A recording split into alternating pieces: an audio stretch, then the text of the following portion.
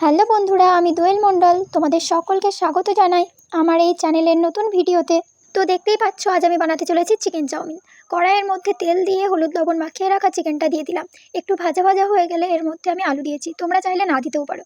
পরিমাণ মতো লবণ দিয়ে ভালোভাবে ভেজে নেব। এর মধ্যে আমি আদা জিরে রসুনের পেস্ট দিয়ে দিলাম। এবার ভালোভাবে মাংসটাকে কষিয়ে নেব। অল্প একটু লঙ্কা গুঁড়ো দিয়ে দিলাম আর একটু জল অ্যাড করেছি যাতে মাংসগুলো ভালোভাবে সেদ্ধ হয়ে যায়। তো দেখো, পুরোপুরি রেডি হয়ে গেছে।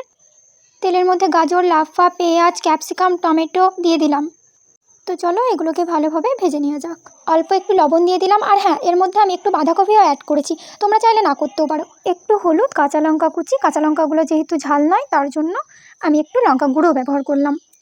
এটা প্রায় হয়ে এসছে, তো আগে থেকে সেদ্ধ করে রাখা চাউমিনটা এর মধ্যে দিয়ে দিলাম।